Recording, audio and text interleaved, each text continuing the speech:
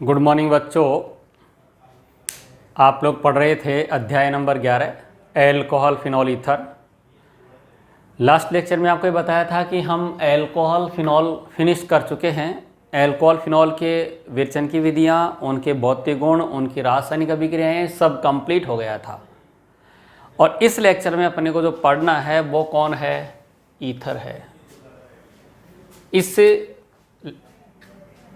Lecture में आप लोगों को जो डिस्कस करना है वो है ईथर। यस, ईथर के बारे में पहले बता दिया था भाई। ईथर क्या है कि ऑक्सीजन के दोनों तरफ कार्बन कनेक्ट हो तो ईथर बन जाता है। ऑक्सीजन के दोनों तरफ अगर कार्बन होता है तो क्या बन गया? ये ईथर बन गया साहब। इधर भी एल्किल समूह, इधर भी एक तरफ फेनिल भी हो सकता है, ये ईथर बन गया। ठीक, ईथर का जो क्लासिफिकेशन है वो इसी चैप्टर के शुरू में देख लिया था। नोमेनक्लेचर जो है वो आप लोगों को अलग से नोमेनक्लेचर जो है 11th में भी डिस्कस कर लिया था, 12th में भी। और वहाँ क्रियात्मक समूह वाले यौगिकों के नामकरण में एमीन के बाद में ईथर लिया था, तो वो नोमेनक्लेचर वहाँ से क्लियर हो रहा है। उसको लेकर आप यहाँ प्रैक्टिस कर सकते हैं जो एनसीईआरटी में दे रखे हैं, कोई दिक्कत नहीं आएगी। ठीक है, तो यहाँ सबसे पहले अपन डिस्कस करने वाले हैं ईथर में क्या? प्रिपरेशन ऑफ ईथर, यानी ईथर के विरचन की विधियाँ। यस, प्रिपरेशन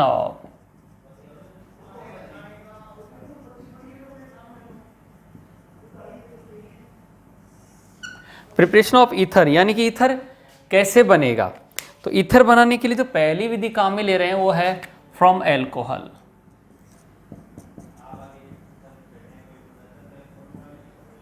फ्रॉम एल्कोहल कि एल्कोहल से कैसे बनाया जाए। अगर आपको याद हो तो इथेनॉल था अपने पास, और इथेनॉल जो था उसकी अलग अलग टेम्परेचर पर यस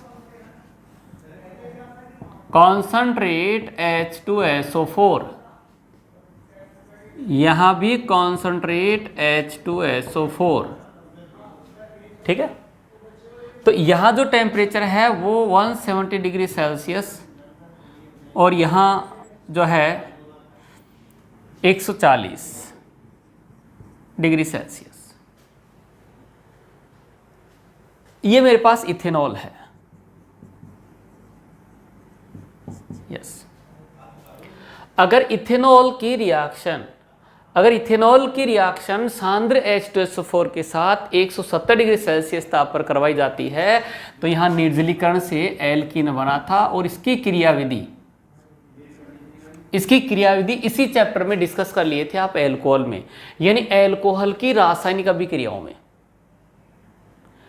जो एल्कोहल था उसकी रासायनिक अभिक्रियाओं में एक रिएक्शन आई थी एल्कोहलों का निर्जलीकरण।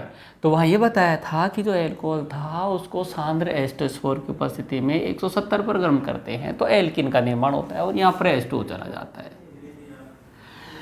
अगर आप टेम्परेचर 140 डिग्री सेल्सियस का रखते हैं तो होता तो निर्जलीकरण ही है, पर यहाँ प्रोडक्ट ईथर बनता है,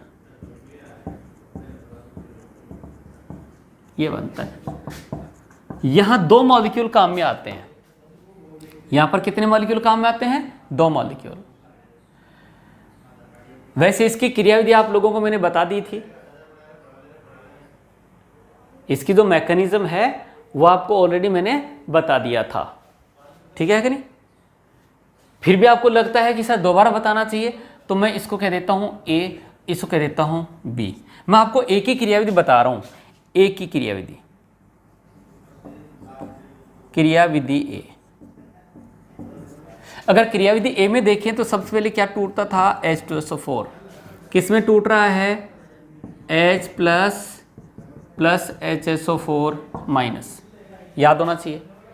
ये जो H प्लस है उस निर्जलीकरण में आप फिर से देख सकते हैं, वहां ये जो H प्लस है वो इथेनॉल के पास जाता है।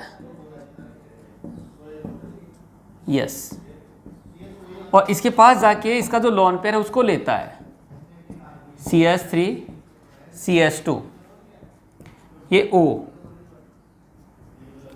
और यहाँ पर प्लस आ गया। प्लस आने से क्या होता है, कि ये यहाँ से बॉन्ड ब्रेक होता है, ऑक्सीजन पर पॉजिटिव स्टेबल नहीं होता, इसलिए यहाँ से -H2 चला जाता है और ये बन गया CH2 प्लस और यहाँ H। इसके बाद में HSO4 जो होता है वो HSO4 दुर्बल नाभिक स्नेही है, इसलिए यहाँ से इस बीटा हाइड्रोजन को ले जाता है, ये इलेक्ट्रॉन यहाँ मिलते हैं और यहाँ से -H2SO4 चला जाता है और ये बन जाता है CH2 डबल बॉन्ड CH2। ऐसे बन गया ये। तो इस तरीके से मेरे पास इथीन बन गई है,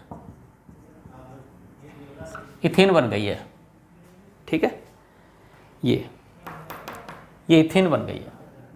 तो पहले वाले में अगर टेम्परेचर 170 का रखते हैं तो एल्कोहल के निजलीकरण से एल्कीन बनती है। अब आपको मैं क्रियाविधि बी बताता हूं, ठीक है। जब टेम्परेचर कितना है 140 डिग्री सेल्सियस, ये भी याद रखना कि एग्जाम में या टेम्परेचर केल्विन में बदल के दे सकता है, 170 प्लस 273 मिलाकर। क्रियाविधि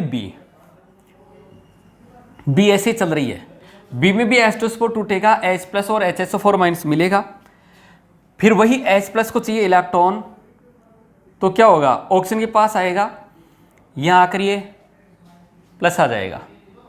अब यहां टेम्परेचर ज्यादा था तो H2 हट के कार्बोकेटाइन बन रहा था। अब यहां दूसरा मॉलिक्यूल या दो मॉलिक्यूल काम में आते हैं, दूसरा मॉलिक्यूल नाभिक स्नेही की तरह अटैक करता है,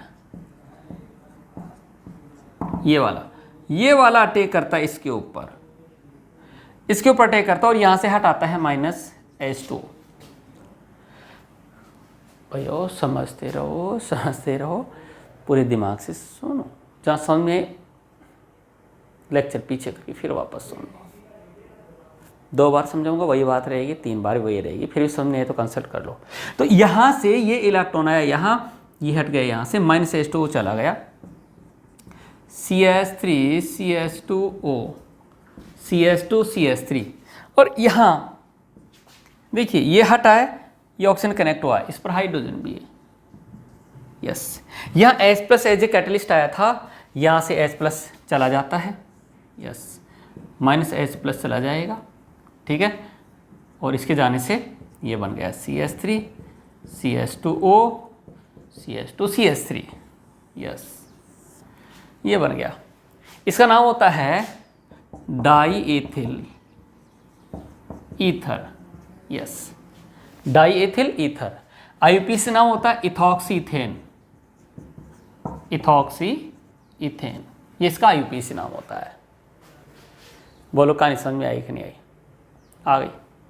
तो इस तरीके से हम लोगों ने एल्कोहल से, फ्रॉम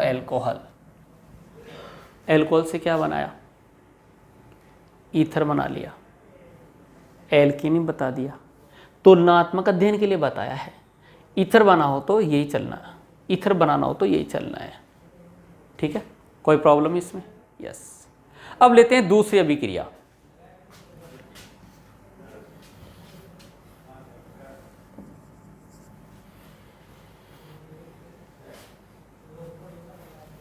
ईथर बनाने के लिए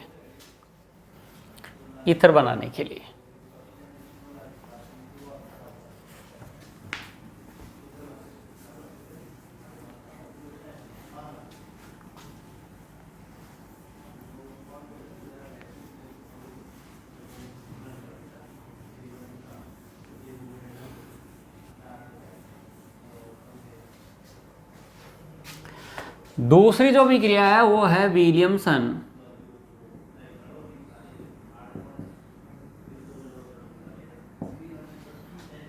ईथर संश्लेषण।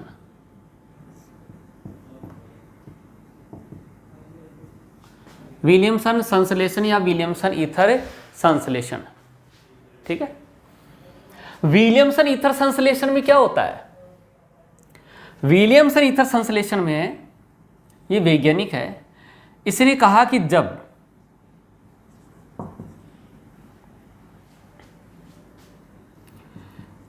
किसी एल्किल हैलाइड की अभिक्रिया सोडियम एल्कोक्साइड के साथ होती है तो SN2 अभिक्रिया के द्वारा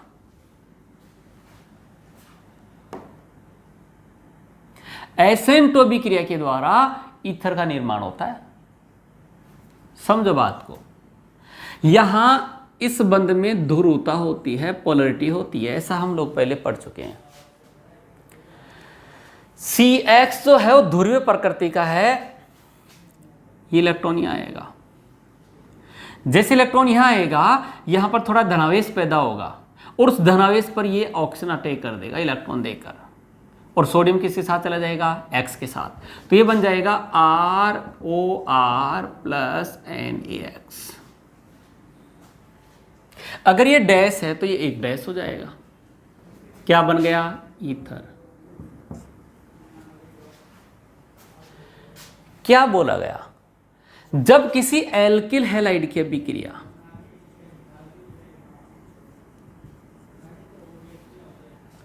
सोडियम एल्कोक्साइड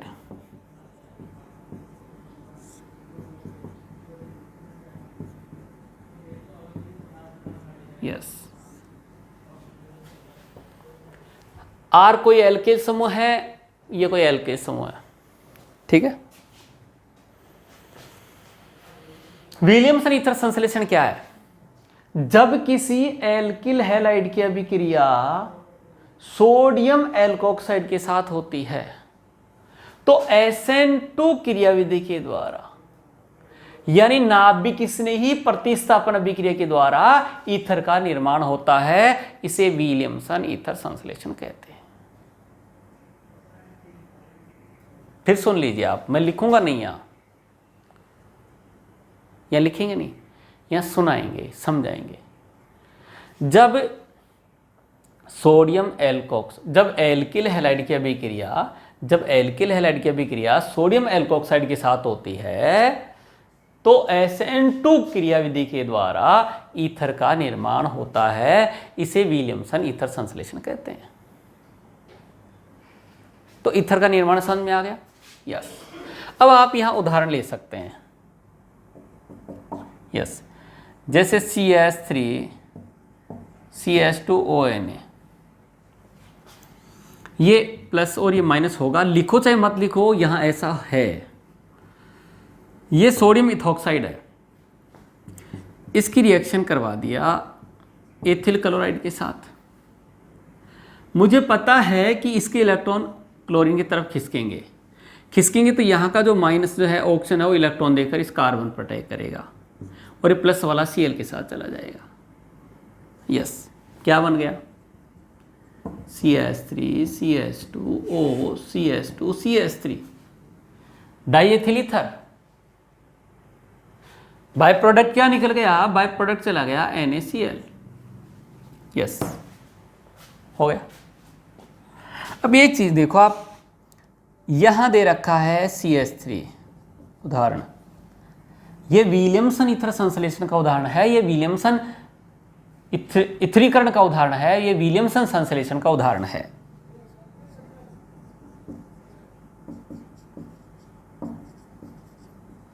ये है, और यहां दिया हुआ CH3Br। आपको पूछा एग्जाम में क्या प्रोडक्ट बनेगा, मुझे पता है कि इस बंध के इलेक्ट्रॉन Br की तरफ जाएंगे, यहां पॉजिटिव आएगा, पॉजिटिव पर ये नेगेटिव अटैक करेगा,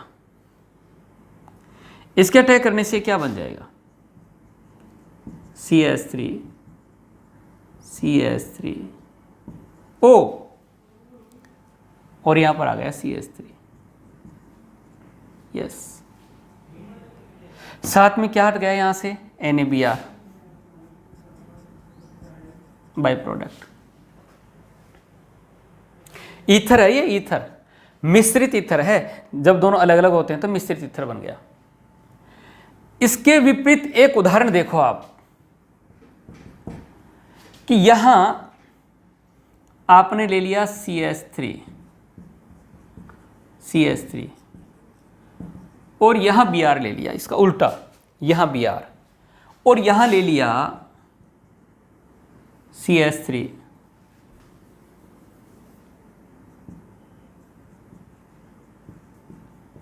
ONA, यहाँ प्लस और यहाँ माइनस, ठीक है, सोडियम मिथॉक्साइड। अब हम क्या उम्मीद करते हैं? उम्मीद ये करते हैं कि ये माइनस वाला इसके ऊपर अटैक करेगा और यहां से Br को हटाएगा, यानी SN2 रिएक्शन देगा। लेकिन ये वाला इस पर अटैक नहीं करता है, इस Br को यहां अटैक करके नहीं हटाता है। यहां रिएक्शन हुई है SN2, यस, द्विअणुक नाभिक स्नेह प्रतिस्थापन, नाभिक स्नेह प्रतिस्थापन। यहां SN2 रिएक्शन नहीं होती है क्योंकि 3 डिग्री हैलाइड SN2 नहीं देते हैं। 3 डिग्री हैलाइड SN2 अभिक्रिया नहीं देंगे। जब SN2 अभिक्रिया नहीं देंगे तो यहां पर भैया इस क्षार की उपस्थिति में इसमें विलोपन हो जाएगा, यहां विलोपन होगा, यस, क्या होगा? विलोपन। और विलोपन होगा तो यहां से HBr चला जाएगा, ठीक है, और बनेगी एल्कीन। क्या बन जाएगी? Alkene, yes. ये क्षार की उपस्थिति में, क्षार की उपस्थिति में क्या हो जाएगा? एल्कीन बन जाएगी और यहां विलोपन अभिक्रिया होगी। तो यहां ये कंपटीशन में कई बार पूछा जाता है, इसका प्रोडक्ट क्या है? एल्कीन आया हुआ है, इसका प्रोडक्ट क्या है? ईथर है, मेन प्रोडक्ट। तो इस तरीके से विलियमसन ईथर संश्लेषण में एल्किल हैलाइड सोडियम एल्कोक्साइड के साथ अभिक्रिया करते हैं और SN2 क्रियाविधि के द्वारा ईथर का निर्माण करते हैं। ये था ईथर का प्रिपरेशन, ईथर के विरचन की विधियां, ठीक है। अब हम लेंगे ईथर के भौतिक गुण, ठीक है, इसको हटाने के बाद।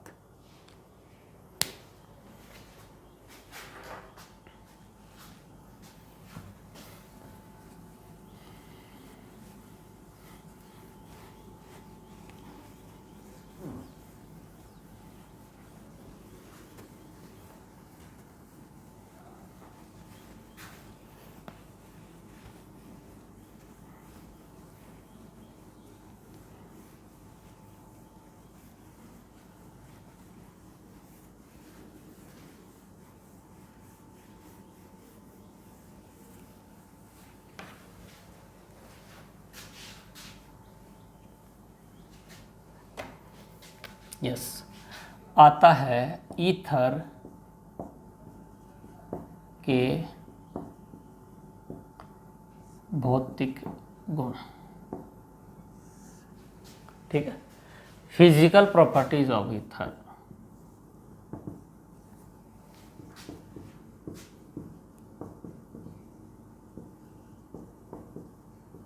यस, भौतिक गुण एल्कोहल के भी देखे थे।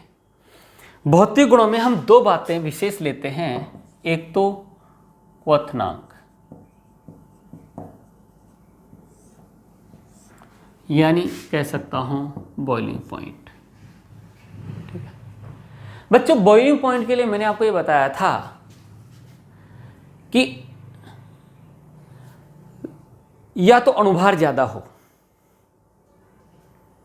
बड़ा अणु, तो उसका क्वथनांक ज्यादा होगा, यानी अणुभार क्वथनांक अणुभार के सीधा समानुपाती होता है सामान्यतः। दूसरा ऐसा केस निकल कर आता है कि अणुभार लगभग समान है, अणुभार क्या लगभग समान है। तो ऐसी स्थिति में जिन 2 अणु में अट्रैक्शन ज्यादा होता है उनका क्वथनांक ज्यादा होता है। यह क्वेश्चन आ जाता है बॉइलिंग पॉइंट के लेकर। क्वेश्चन होता है समान अणुभार वाले, क्वेश्चन आता है समान अणुभार वाले, समान अणुभार वाले एल्कोहल तथा ईथर में किसके क्वथनांक, बच्चा आपका जो थ्योरी लिखी हुई है उसमें क्वेश्चन भी सब कुछ उसी से हो जाता है, तो इसलिए आप परेशान मत हो कि क्वेश्चन लिखो, दिमाग में आ जाना चाहिए कि ऐसा होता है। किसके क्वथनांक अधिक होते हैं तथा क्यों। ठीक है भाई, किसके क्वथनांक अधिक हैं तथा क्यों है। देखिए एल्कोहल और ईथर दिया है, आपको पर्टिकुलर ये भी दे सकता है जैसे इथेनॉल, और एक मेरे पास दे दिया ईथर। यस, तो बच्चों यहां हाइड्रोजन अधिक विद्युतनीय ऑक्सीजन से जुड़ी हुई है, यहां अधिक विद्युतनीय ऑक्सीजन से हाइड्रोजन जुड़ी हुई नहीं है, तो इसमें अंतर अणुक हाइड्रोजन बंध बनेगा। यानी एल्कोहल में अगर ये दोनों देकर पूछे तो भी क्वथनांक का क्रम ही आएगा। ठीक है, और सिंपल अगर मैं लैंग्वेज में कहूं तो क्या, एल्कोहल के क्वथनांक ईथर की अपेक्षा क्या होते हैं, ज्यादा होते हैं। बॉइलिंग पॉइंट, तो एल्कोहल और ईथर में ज्यादा क्वथनांक किसका हुआ, एल्कोहल का। अब होता है क्यों, तो क्यों का जवाब ये है, क्यों का जवाब ये है कि एल्कोहल में हाइड्रोजन बॉन्डिंग होती है, जैसे बताया भी था आपको ROH, ROH, ROH। पास में आ गए, तो एक ही लाइन का जवाब है, एक ही लाइन का जवाब है कि एल्कोहल में अंतरणुक हाइड्रोजन बंध पाया जाता है। क्वेश्चन है समान अणुभार वाले एल्कोहल तथा ईथर में किसके क्वथनांक अधिक होते हैं तथा क्यों, तो आप कहेंगे कि अणुभार अगर समान होता है तो एल्कोहल के क्वथनांक ईथर की अपेक्षा अधिक होते हैं। एल्कोहल के क्वथनांक ईथर की अपेक्षा अधिक होते हैं क्योंकि एल्कोहल में अंतर अणुक दोनों के बीच में लगने वाला हाइड्रोजन बंध होता है, जिससे दोनों के बीच में अट्रैक्शन ज्यादा हो रहा है, और अट्रैक्शन ज्यादा होता है तो क्वथनांक भी ज्यादा होता है, जबकि ईथर में हाइड्रोजन बंध नहीं पाया जाता। ये लो जी, हो गया जवाब, क्लियर हुआ क्वथनांक का। यस, इसके बाद में दूसरा जो भौतिक गुण आता है वो है विलेयता। Yes, solubility. विलेयता के बारे में आप बताया था कि विलायक जल होगा, और जल में वो घुलेगा जो जल के साथ में हाइड्रोजन बंध बनाएगा। जल में वो घुलेगा जो जल के साथ में क्या करेगा, हाइड्रोजन बंध बनाएगा। अब मुझे पता है कि एल्कोहल जल के साथ में हाइड्रोजन बंध बनाते हैं। एग्जाम में क्वेश्चन आता है कि एल्कोहल है, एल्कोहल जल में घुल जाता है। ये एल्कोहल है और ये क्या है, वाटर मॉलिक्यूल है। दोनों में क्या हो गई, हाइड्रोजन बॉन्डिंग, और जिन दो में हाइड्रोजन बॉन्डिंग होती है वो घुल जाते हैं, तो एल्कोहल जल में विलय है। ठीक है, ईथर जल में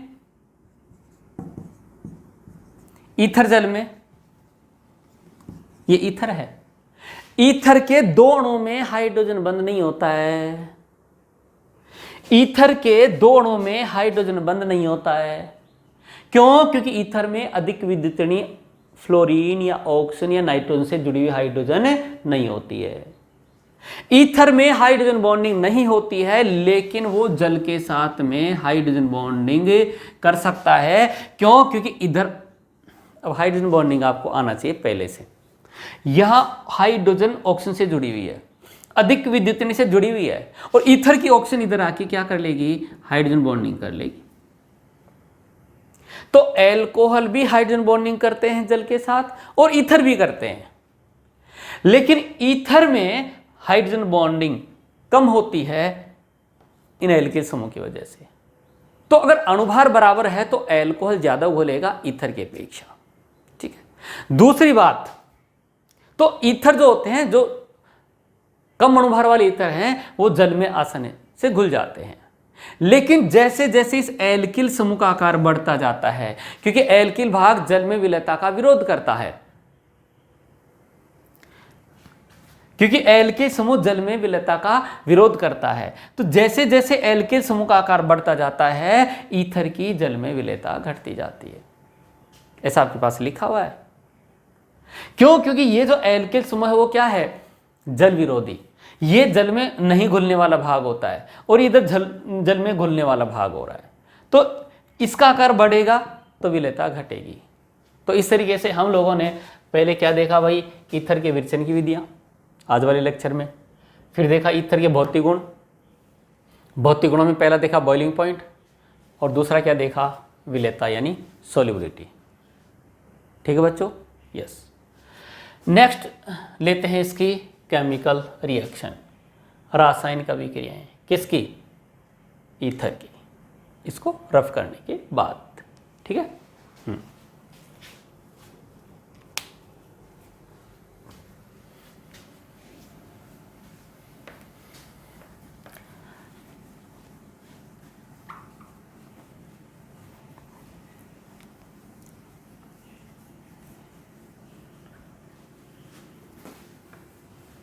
देखो बच्चों, ईथर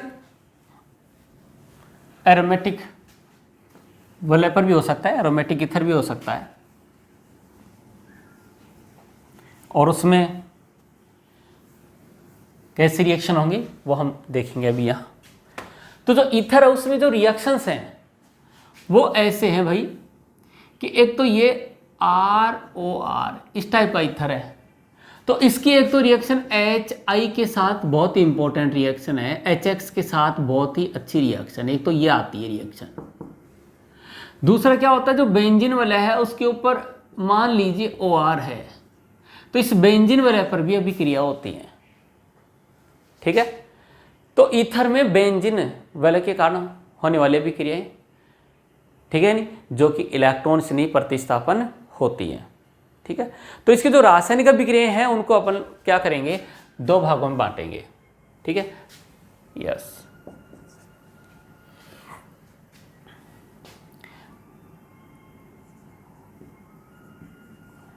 बेंजीन वलय पर अभिक्रिया। ठीक है। यस। यानी इस टाइप के ईथर में अपने को केमिकल रिएक्शन देखनी है इस वलय पर, और वो देखने के लिए पहले आप लोगों को क्या आना चाहिए? रेजोनेंस। यस।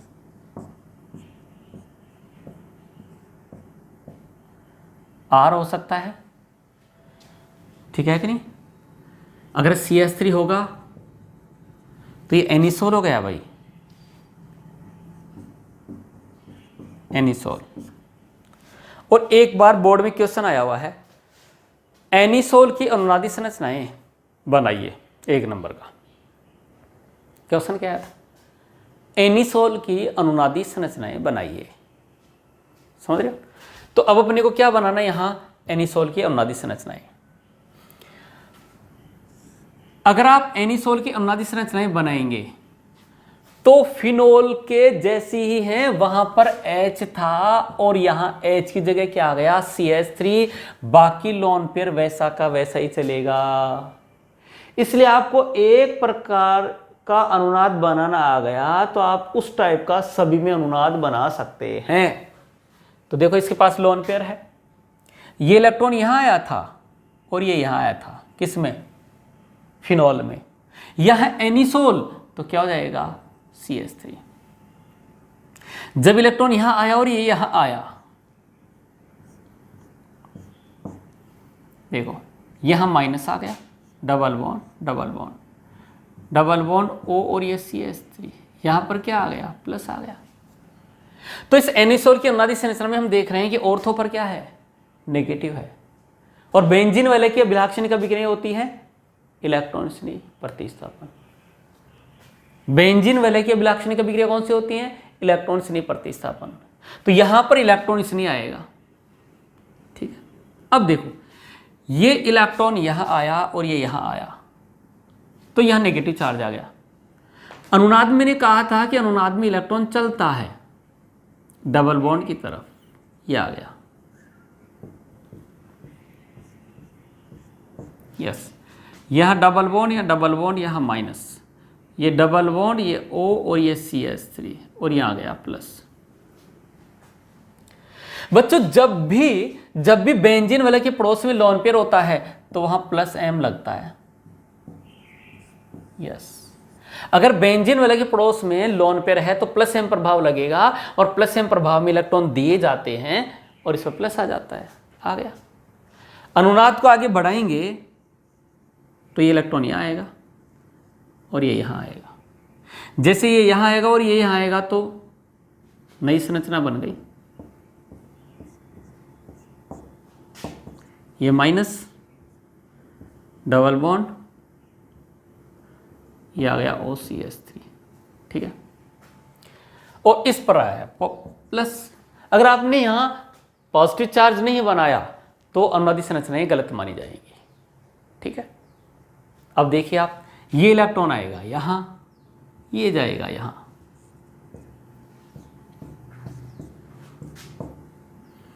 डबल बॉन्ड, ये O और ये CH3। यस, तो यहां एनिसोल में कहूं या एल्कोक्सी बेंजीन या एल्कोक्सी बेंजीन में कहूं तो ये कहूंगा कि प्लस M प्रभाव के कारण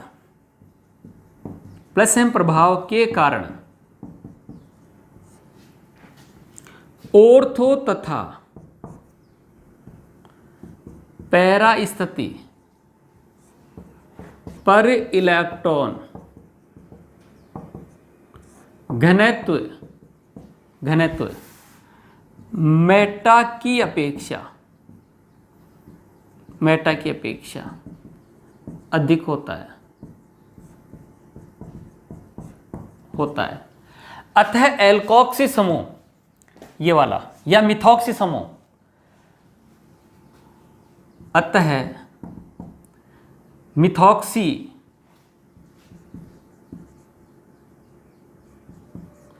और मिथाइल नहीं, देखिए R दे दिया तो एल्कोक्सी समूह, अतः मिथॉक्सी समूह ऑर्थो पैरा निर्देशी होता है।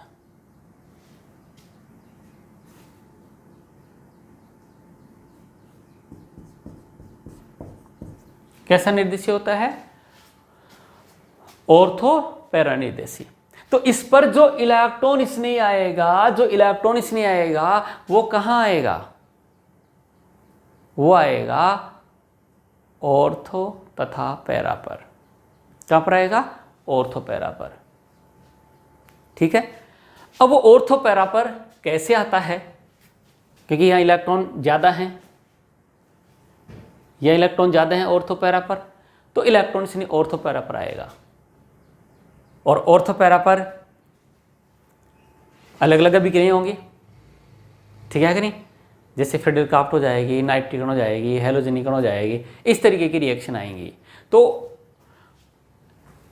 यहां इलेक्ट्रॉन स्नेह जो प्रतिस्थापन अभिक्रियाएं हैं, बेंजीन वलय पर जो इलेक्ट्रॉन स्नेह प्रतिस्थापन अभिक्रियाएं हैं वो ऑर्थो पैरा पर होंगी। क्यों होंगी ये बता दिया। अब जो अभिक्रियाएं होंगी वो हम लेंगे नेक्स्ट लेक्चर में, क्योंकि अब बचा हुआ इस चैप्टर का ईथर जो है वो एक लेक्चर में हो जाएगा। तो ये लेक्चर भी ज़्यादा बड़ा नहीं हो और अगले वाला ज़्यादा छोटा भी नहीं हो, तो इस लेक्चर को अपन ये फिनिश करते हैं। याद रखना, मैं आऊँगा और डायरेक्ट आपको इसमें इलेक्ट्रॉन स्नेह प्रतिस्थापन प्रक्रिया बताऊँगा। तो बच्चों इस लेक्चर को अपन यहीं फिनिश करते हैं। Thank you.